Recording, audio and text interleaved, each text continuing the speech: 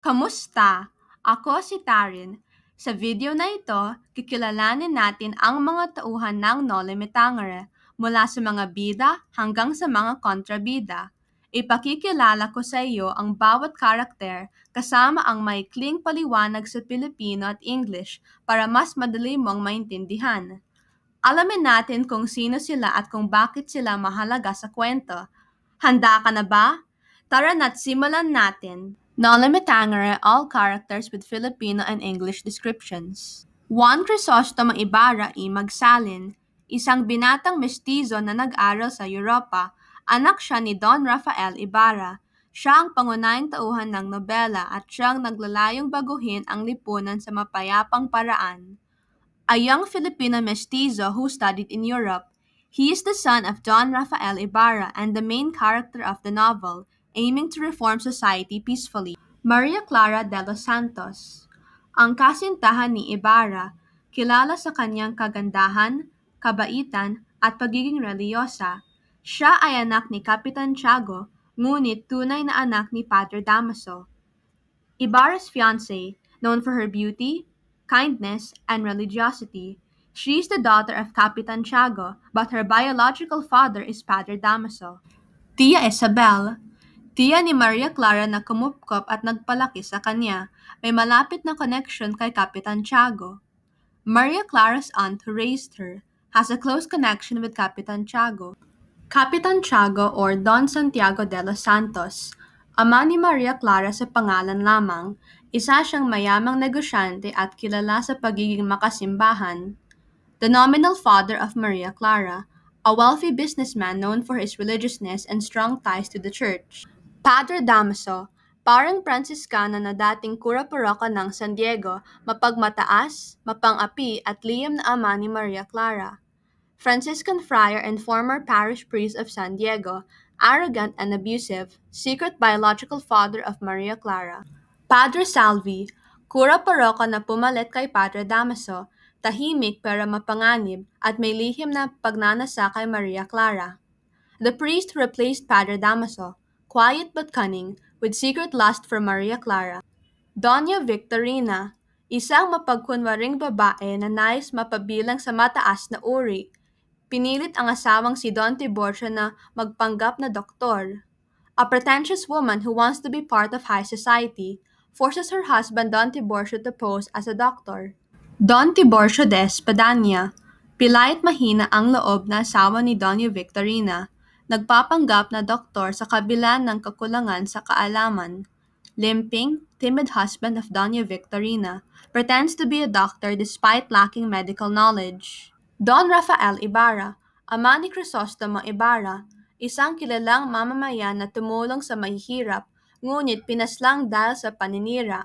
Crisostomo's father, a respected man who helped the poor but was imprisoned and died due to false accusations. Elias, mahiwagang lalaki na tumutulong kay Ibarra, kabaligtaran ni Ibarra sa paraan ng paglaban sa katiwalian gusto niya ng revolusyon. A mysterious man who aids Ibarra. Unlike Ibarra, he believes in revolution as a means to end corruption and injustice. Sisa, isang ina na nawala sa katinuan dahil sa pagkawala ng kanyang mga anak, sina Basilio at Crispin. Simbolo siya ng inaapi at baliw na lipunan. A mother who loses her sanity after losing her sons, Basilio and Crispin. She symbolizes the oppressed and broken society. Basilio, anak ni Sisa, isang batang sakristan na tumakas matapos mapagbintangan nagnakaw, siya ang nakaligtas sa trahedya. Sisa's son, a young altar boy who escapes after being falsely accused of theft. He survives the tragic events. Crispin, bunsong anak ni Sisa, isa ring sakristan na pinaratangan nagnakaw at pinatay ng sakristan mayor at ng kura. Sisa's younger son, also an altar boy, falsely accused of stealing and later killed by church authorities. Pedro, isang irresponsable at maharas na asawa, madalas siyang magsugal, uminom, at pabayaan ang kanyang pamilya. Ang kanyang pagiging mapang-abuso ay nagpapahirap lalo kay Sisa at sa kanilang mga anak. An irresponsible and abusive husband, he often gambles, drinks, and neglects his family. His cruelty adds to Caesar's suffering and the hardship faced by their children. Pilosio Potasio or Don Anastasio, matandang iskolar na tinuturing na baliw ng mga tao, mapagmasid at kritikal sa lipunan. An old scholar considered mad by the people, observant and critical of society. Alperes, pinuno ng mga Guardia Civil sa San Diego, kaaway ng mga pari.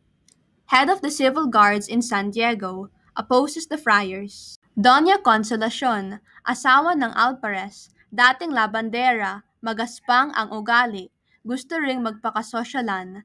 The wife of the Alperes, a former laundry woman with rough manners who tries to act elite. Kapitan Basilio, isa sa mga matandang tagabayan, mas pinapaboran ang kapangyarihan ng simbahan kaysa sa reforma. One of the town elders sides more with the church than with reformers. Albino, dating seminarista, magkasama sila ni Sinang, a former seminarian, paired with Sinang during gatherings. Teniente Guevara, tapat na tenyente ng Guardia Civil, nagkwento kay Ibarra ng tunay na sinapit ng kanyang ama. An honest lieutenant in the Civil Guard told Ibarra the truth about his father's fate. Don Filipo Lino, Teniente Mayor ng San Diego, liberal ang paniniwala.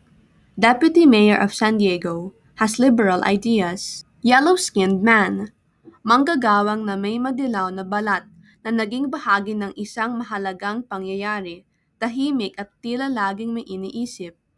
A pale-skinned worker involved in a significant event, quiet and often lost in thought. Lucas, kapatid ng manggagawang namatay sa proyekto ni Ibarra, nanggulo sa pista at naging tauhan ni Padre Salvi.